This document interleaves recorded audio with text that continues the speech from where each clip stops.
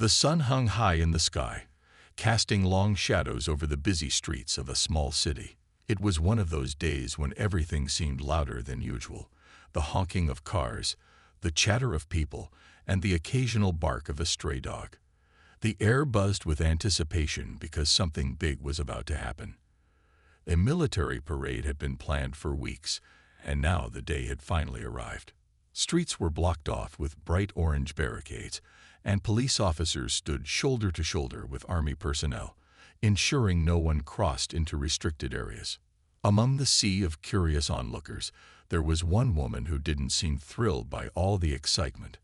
Her name was Margaret, a middle-aged lady with sharp eyes and an even sharper tongue. She wasn't there to watch the parade or cheer for the soldiers. No, Margaret had come with a mission: to make her voice heard.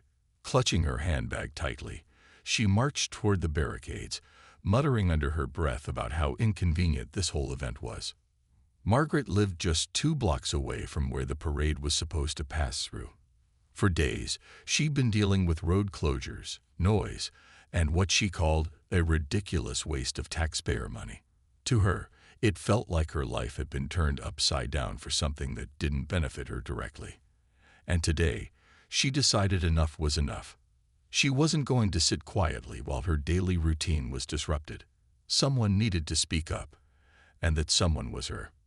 As Margaret approached the barricades, she quickly drew attention, not because she was famous or dressed extravagantly, but because of her demeanor.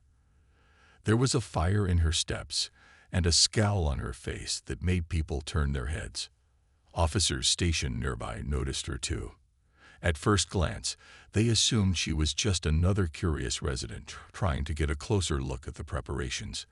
But as soon as Margaret opened her mouth, it became clear she wasn't there to admire anything. "Excuse me," she shouted, her voice cutting through the hum of activity around her. "Who gave you permission to block my street? Do you know how much trouble this is causing?" Her tone was sharp, almost accusatory, and it immediately put the officers on edge. One of them, a young soldier standing near the barricade, tried to explain politely. "Ma'am, we're following orders to ensure public safety during the parade," he said calmly. But Margaret wasn't interested in explanations. "Oh, public safety. Is that what you call this nonsense?" She snapped back, waving her arms dramatically. "I live right here. What about my safety, my peace of mind? Have you thought about that?" Her words carried weight, but her delivery was harsh, almost mocking. People nearby began to gather, some intrigued by the commotion, others simply amused.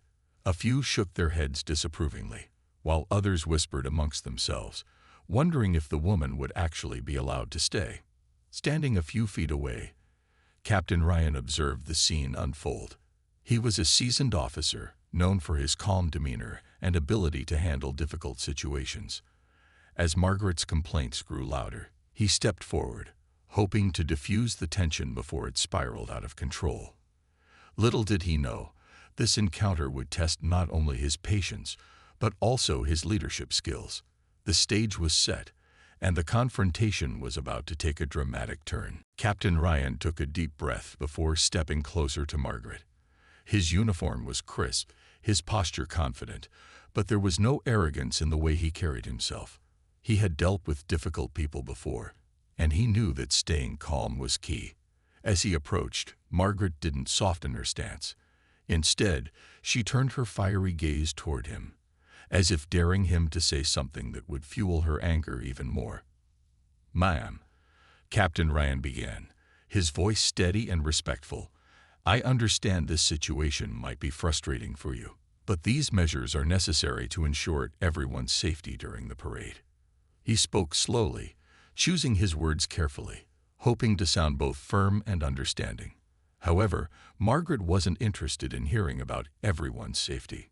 To her, it felt like an excuse, a way to justify what she saw as unnecessary inconvenience. "Oh, spare me the lecture." Margaret shot back, rolling her eyes dramatically. "You think blocking off my street and making life miserable for people who actually live here is about safety? Don't insult my intelligence." Her voice rose with every word, drawing even more attention from the growing crowd.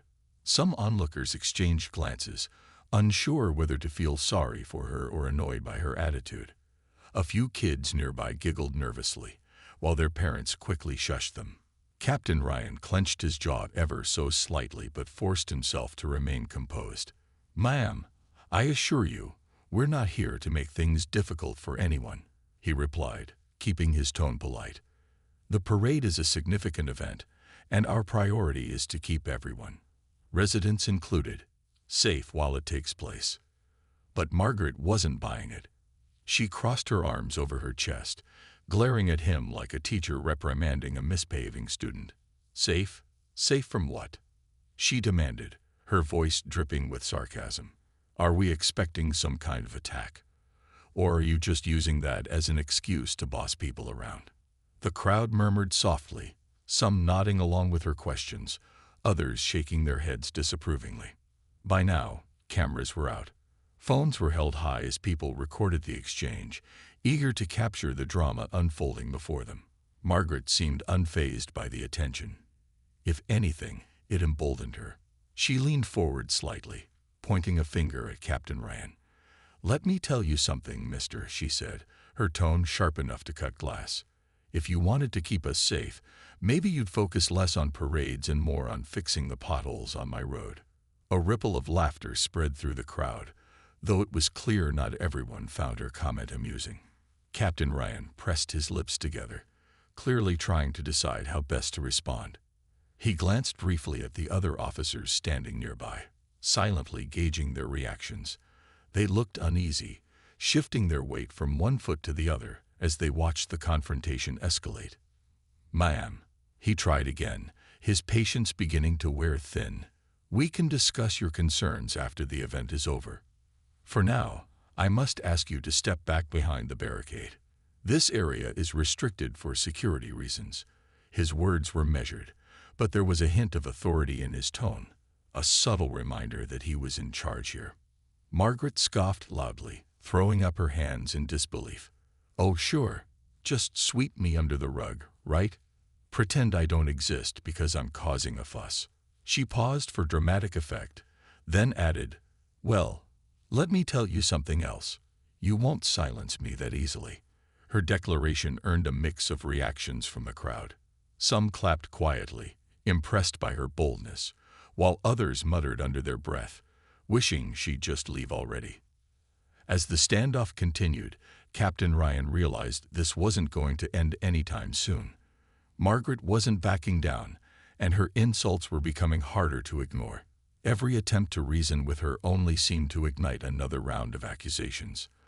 The tension in the air grew thicker, almost palpable, and it was clear that something, or someone, was going to have to give. As Margaret's tirade continued, the crowd around her swelled like a wave, drawn in by the spectacle. Some people craned their necks to get a better view, while others whispered among themselves, debating whether Margaret was justified in her complaints or simply being unreasonable. A young man filming the scene on his phone zoomed in on her face, capturing every scowl and eye roll, as if she were the star of a reality show. The atmosphere had shifted from curious to tense, with Margaret at the center of it all. Captain Ryan stood his ground, trying to project calmness despite the mounting pressure. He knew that losing his temper, even slightly, would only make things worse, but inside, he could feel frustration bubbling up. Margaret wasn't just arguing.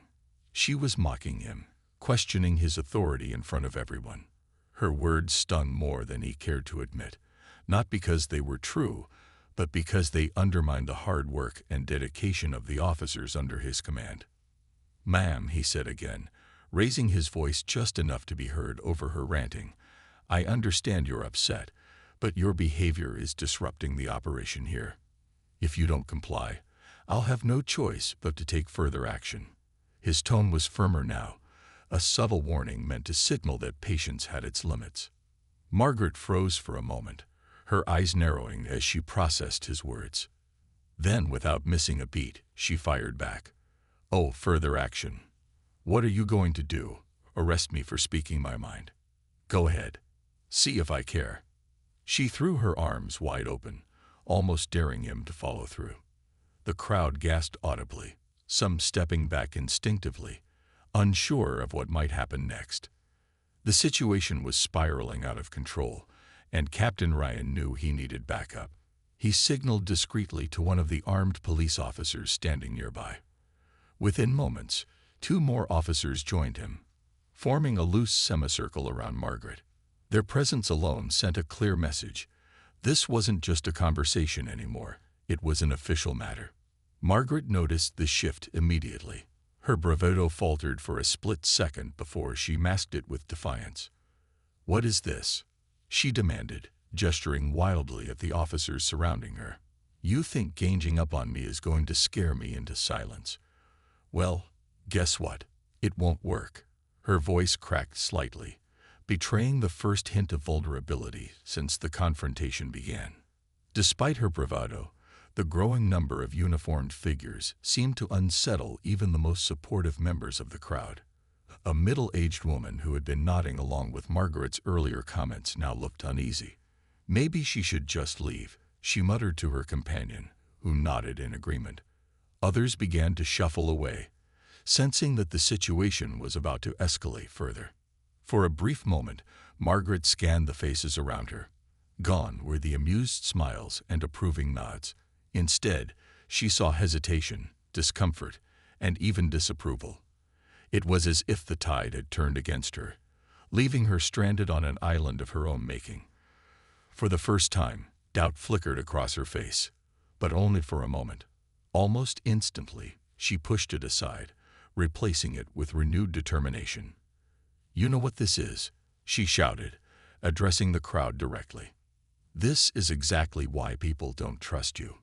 You claim to protect us, but all you do is bully anyone who disagrees with you." Her accusation hung heavy in the air, met with a mix of murmurs and silence. Some in the crowd shifted uncomfortably, while others stared blankly, unsure how to respond. Captain Ryan exchanged a glance with the other officers. They didn't need to speak to understand what came next. Margaret had crossed a line, not just with her words, but with her refusal to cooperate. As much as they wanted to resolve this peacefully, it was becoming increasingly clear that she wasn't going to back down voluntarily. The standoff had reached a tipping point, and something, or someone, was going to have to break the deadlock. The tension in the air was thick enough to cut with a knife. Margaret stood her ground, glaring at the officers surrounding her as if daring them to make a move. Her chest heaved with each breath, and her hands were clenched into tight fists at her sides. The armed police officers, now fully engaged in the situation, exchanged quick glances with Captain Ryan. It was clear that this confrontation had reached a critical point, one where words alone wouldn't suffice. One of the officers stepped forward, his presence commanding but not aggressive. He was tall, with broad shoulders and an authoritative tone that immediately drew attention. "Ma'am," he said firmly, his voice cutting through the murmurs of the crowd, "you've been asked multiple times to leave this restricted area. If you refuse to comply, we will have no choice but to escort you out." His words were calm but carried an unmistakable weight, a final warning before action would be taken. Margaret's eyes widened for a fraction of a second, but she quickly masked her surprise with defiance. "Escort me out," she spat, her voice dripping with sarcasm. "Oh, how noble of you. Are you going to carry me away like some kind of criminal just because I dared to speak up? Go ahead. Try it." She planted her feet firmly on the ground, as if anchoring herself to the spot. Her bravado was impressive, but there was a flicker of uncertainty in her expression, a fleeting hint that she might finally realize she pushed too far. The officer didn't rise to her bait. Instead, he maintained his composure, speaking slowly and deliberately.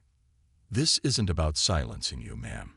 It's about ensuring public safety and maintaining order during a major event. You're disrupting that, and we can't allow it to continue." His tone was professional, almost clinical, leaving no room for negotiation. But Margaret wasn't ready to back down. She jabbed a finger toward him, her voice rising once again. "Public safety, is that what you call this?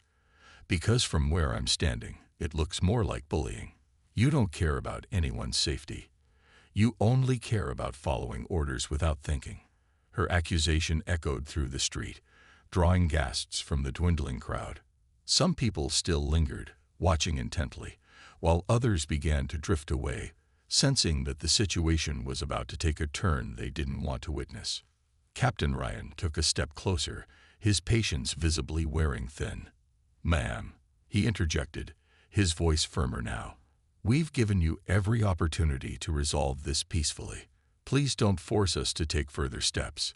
There was a subtle shift in his demeanor, a quiet signal that the time for discussion was over. Margaret ignored him, turning instead to address the remaining onlookers. "Do you see what's happening here?" she demanded, her voice tinged with desperation. "They want to silence anyone who questions them. Is this really the kind of society we want to live in?" Her appeal fell flat, though. Most of the crowd avoided making eye contact, unwilling to get dragged into the escalating drama. A few shook their heads disapprovingly, clearly unimpressed by her theatrics. Realizing that verbal persuasion wasn't working, the officers moved into position. Two of them flanked Margaret, creating a physical barrier that left little room for escape. Another officer approached cautiously, his hands extended slightly in a gesture meant to appear non-threatening. "Ma'am, please come with us quietly," he urged, his voice steady but firm. "This doesn't have to get any worse." For a moment, Margaret hesitated. Her defiant stance wavered, and she glanced around, perhaps realizing for the first time how isolated she had become. But pride or fear of appearing weak quickened her resolve. With a sharp intake of breath, she squared her shoulders and shouted, "You'll have to drag me out. I'm not leaving until someone listens to me." What happened next unfolded quickly. As one officer gently but firmly grasped her arm to guide her away, Margaret reacted instinctively, pulling back with surprising strength. "Let go of me," she screamed, thrashing against their hold. The commotion drew startled reactions from the crowd, with some shouting objections and others simply looking away. The officers remained calm, focusing solely on de-escalating the situation while ensuring no one got hurt, including Margaret herself. As they carefully maneuvered her toward a waiting patrol car, the scene became chaotic. Margaret continued to shout accusations, her voice raw with emotion, while cameras flashed and phones recorded every moment. For better or worse, this incident would soon be splashed across social media, sparking debates far beyond the confines of this small city street. As Margaret was guided toward the patrol car, her protests grew louder and more desperate. "This is injustice," she shouted, her voice cracking under the strain of emotion. "You're abusing your power. Someone needs to hold you accountable." Her words echoed down the street, bouncing off buildings and lingering in the air like a storm cloud that refused to pass. The crowd, now smaller but still present, watched silently as the scene unfolded. Some looked sympathetic, their brows furrowed with concern, while others appeared relieved that the disruption was finally being resolved. For all her defiance, there was something undeniably human about Margaret in that moment. Her face was flushed, her hair slightly disheveled from the struggle, and tears welled up in her eyes. Whether from anger, frustration, or sheer exhaustion, it was hard to tell. As one officer opened the door of the patrol car, she paused briefly, glancing back at the onlookers. It was as if she were searching for someone, anyone, who might step forward and support her cause. But no one did. The crowd remained silent, their expressions unreadable, leaving her feeling more alone than ever. Captain Ryan stood nearby, watching the entire ordeal unfold with a mixture of relief and unease. He had seen confrontations like this before, but they never got easier. Each one carried its own weight, a reminder of how fragile trust between authority figures and the public could be. As Margaret was helped into the back seat of the car, he approached the open door, leaning down slightly to address her one last time. "Ma'am," he said quietly, his tone softer now, almost gentle, "this doesn't have to define you. We can work through whatever concerns you have after things calm down. Just, please cooperate for now." His words hung in the air, sincere but tinged with resignation. Margaret stared at him for a long moment, her chest rising and falling rapidly as she caught her breath. For a split second, it seemed like she might soften, like she might acknowledge the olive branch he was extending. But then her jaw tightened, and she turned her head away, refusing to meet his gaze. The patrol car door closed with a soft click, sealing Margaret inside. Through the window, she continued to glare at the officers, her lips pressed into a thin line. The engine started, and the vehicle began to pull away, weaving slowly through the barricades and disappearing around the corner. As it drove off, the crowd dispersed almost immediately, as if an invisible signal had been given. People returned to their conversations, shaking their heads or shrugging indifferently, eager to move past the drama they had just witnessed. Back at the barricade, Captain Ryan exhaled deeply, running a hand over his face. The adrenaline that had coursed through him during the confrontation was beginning to fade, replaced by a sense of weariness. One of the officers approached him, offering a small nod of acknowledgement. "That could have gone worse," the officer remarked, attempting to lighten the mood. Captain Ryan managed a faint smile but didn't respond. He knew the situation wasn't over. Not really. There would be questions to answer, reports to file, and undoubtedly backlash from the public once videos of the incident spread online. As he stood there, reflecting on what had just happened, his thoughts drifted back to Margaret. Despite her abrasive behavior, he couldn't help but wonder what had driven her to act the way she did. Was it truly just frustration over the parade? Or was there something deeper, some unspoken grievance or personal struggle that had boiled over in that moment? Whatever the case, he realized she wasn't just a problem to be dealt with. She was a person, flawed and complex like everyone else. The streets gradually returned to their earlier rhythm, the hum of activity resuming as preparations for the parade continued. Barricades were adjusted, flags fluttered in the breeze, and soldiers went about their duties with quiet efficiency. To an outsider, it might have seemed like nothing unusual had occurred. But for those who had witnessed the confrontation, the memory lingered, an uncomfortable reminder of how quickly tensions could rise when communication broke down. And somewhere in the back of Captain Ryan's mind, a question lingered. Could anything have been done differently? Could the situation have been resolved without resorting to force? These were questions he didn't have answers to, not yet, anyway. But as he turned to rejoin his team, he made a silent promise to himself. Next time, he would try harder. Because moments like these weren't just about maintaining order, they were about understanding, patience, and finding common ground, even in the most challenging situations. The ride in the patrol car was anything but quiet.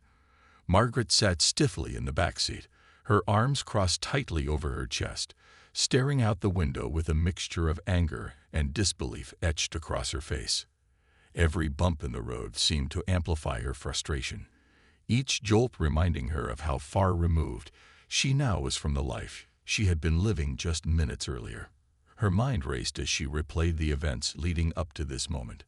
The shouting, the accusations, the crowd's judgmental stares.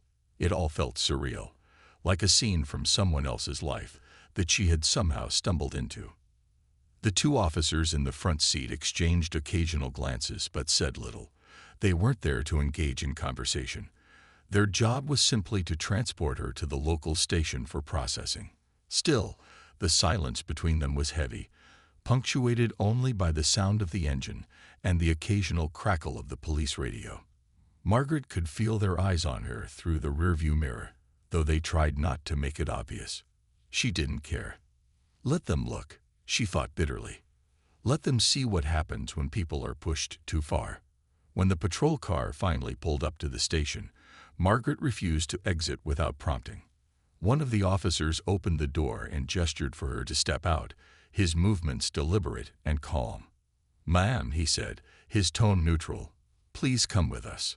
For a moment, she considered resisting again, digging in her heels and forcing them to physically remove her. But something stopped her. Maybe it was exhaustion, or maybe it was the realization that fighting wouldn't change anything at this point. Whatever the reason, she reluctantly stepped out of the car, her posture rigid with defiance.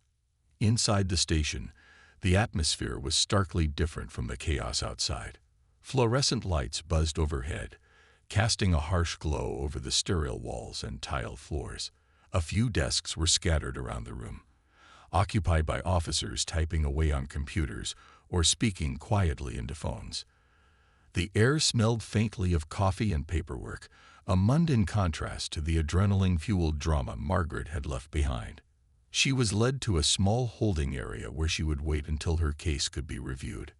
As she sat on the hard plastic chair, Margaret's thoughts began to spiral.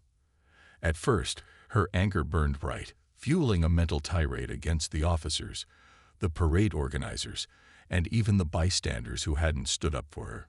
But slowly, almost imperceptibly, cracks began to form in her armor of indignation. She replayed snippets of the confrontation in her mind. The way Captain Ryan had tried to reason with her, the disapproving looks from the crowd, the moment she realized no one was going to take her side.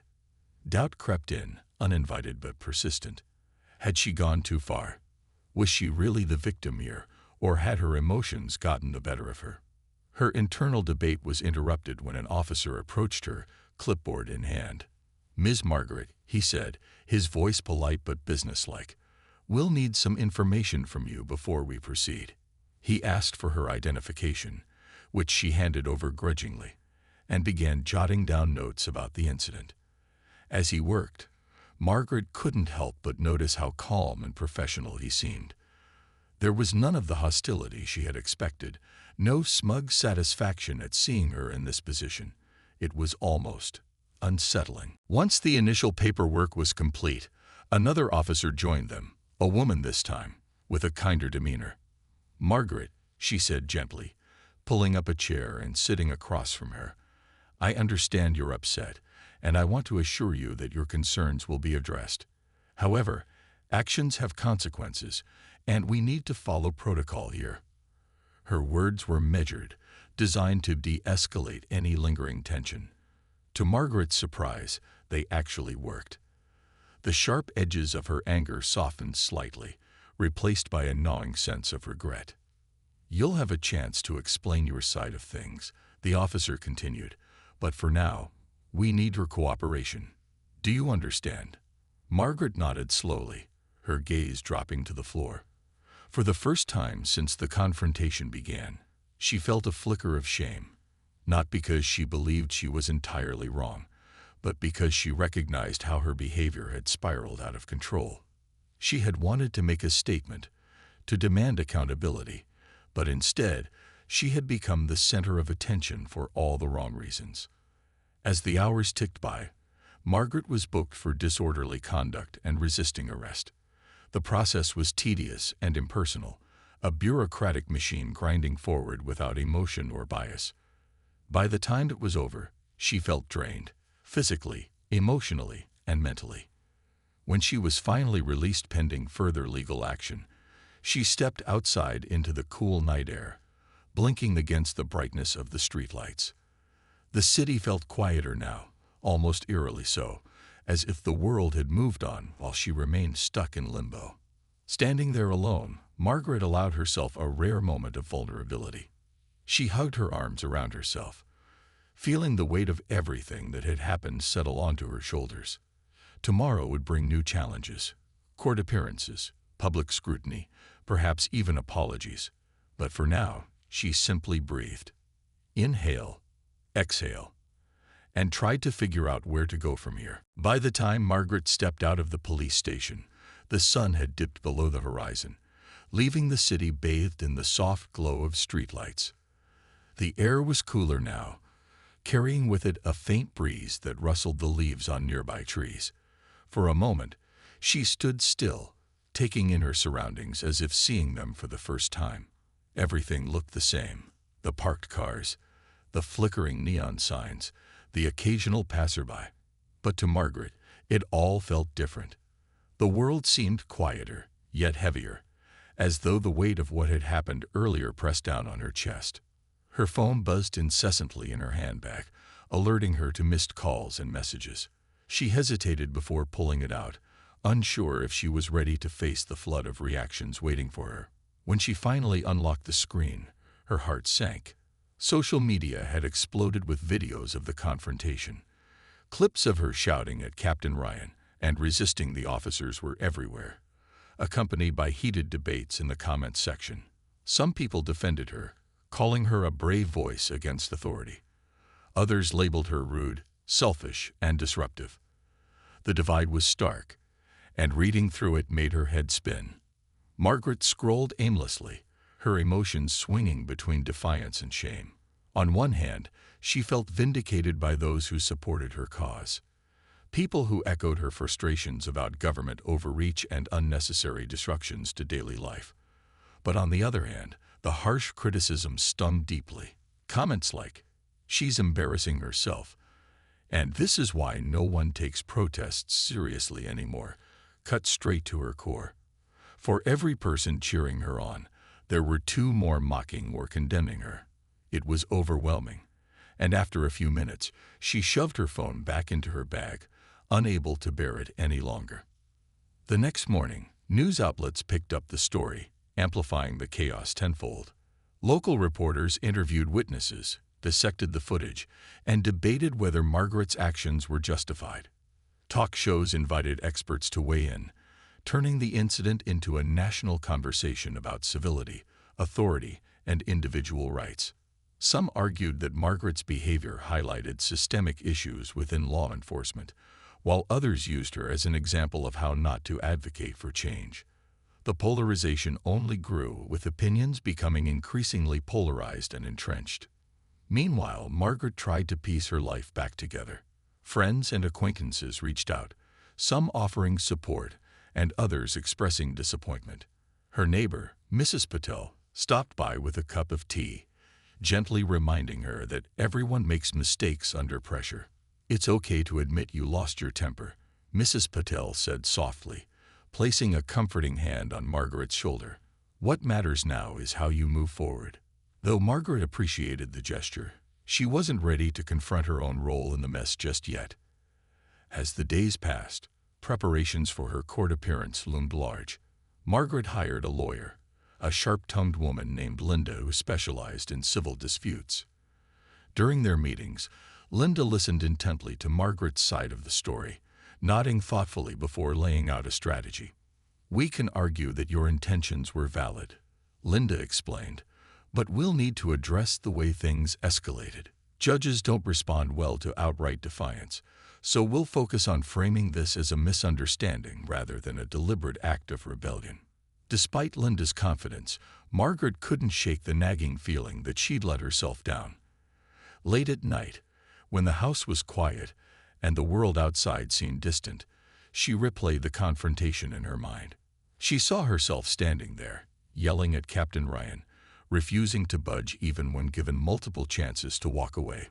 What if she had simply left when asked? What if she had chosen a calmer, more constructive way to express her grievances? These questions haunted her, gnawing at her resolve like waves eroding a shoreline. Public reaction continued to swirl around her, but Margaret began to withdraw from it.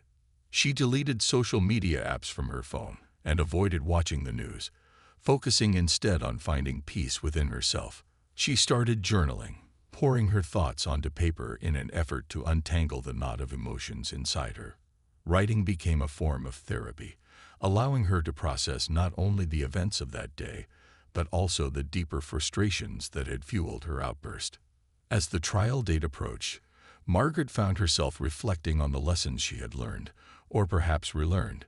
Speaking up for oneself was important, yes, but so was choosing the right battles and fighting them in ways that inspired respect rather than resentment. Whether or not the court ruled in her favor, she knew one thing for certain. The day of the trial arrived, and Margaret sat nervously in the courtroom, her hands clasped tightly together in her lap. The room was quiet except for the occasional shuffle of papers or the soft murmur of whispered conversations among spectators. She glanced around, noticing a few familiar faces, friends who had come to show support, as well as some curious onlookers eager to see how the case would unfold. Her lawyer, Linda, sat beside her, radiating calm confidence, but even that couldn't fully ease Margaret's anxiety. This wasn't just about legal consequences anymore. It felt like Judgment Day for her character. When the judge entered the room, everyone stood respectfully. As proceedings began, witnesses were called to testify. Officers from the scene, Captain Ryan included, as well as bystanders who had recorded videos of the confrontation. Each account painted a slightly different picture of what had happened that day. Some emphasized Margaret's disruptive behavior, while others highlighted her valid concerns about the parade's impact on residents. Through it all, Margaret listened intently, her heart pounding with every word spoken. Captain Ryan took the stand next, his demeanor composed and professional.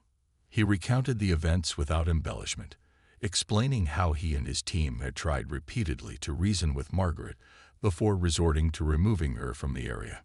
His testimony was fair, almost sympathetic at times, acknowledging that Margaret's frustrations likely stemmed from genuine grievances. Still, he made it clear that her refusal to cooperate had left them no choice but to act. Margaret watched him closely, searching for signs of animosity or triumph, but found none. If anything, his expression seemed tinged with regret, a shared acknowledgement that things hadn't needed to escalate so far. Finally, it was Margaret's turn to speak. Standing up, she felt a wave of nerves wash over her, but she forced herself to take a deep breath. Looking directly at the judge, she began to explain her side of the story, not defensively this time, but thoughtfully. "I never intended to cause trouble," she said, her voice steady despite the lump in her throat. "I was frustrated because I felt unheard. My home, my community, it felt like they didn't matter compared to this big event. And yes, I let my emotions get the better of me. I see now that I could have handled things differently." Her word tongue in the air, raw and honest. For the first time since the incident, Margaret allowed herself to be vulnerable, not just in front of the court, but also in front of herself. She admitted her mistakes openly, taking responsibility for her actions without excusing them. It was a moment of growth, one that didn't go unnoticed by those present. Even the judge nodded slightly, as if appreciating her candor. After both sides presented their arguments, the judge retired to deliberate. The wait felt endless, though it lasted only a short while. When the verdict came, Margaret braced herself. The judge ruled that she was guilty of disorderly conduct and resisting arrest, but noted her willingness to reflect on her actions during the trial. Instead of imposing a heavy fine or jail time, the judge ordered her to perform community service and attend anger management classes. It was a lenient sentence, one that acknowledged accountability without crushing her spirit. As Margaret left the courthouse, she felt a strange mix of relief and resolve. The ordeal was far from pleasant, but it had taught her invaluable lessons about patience, communication, and humility.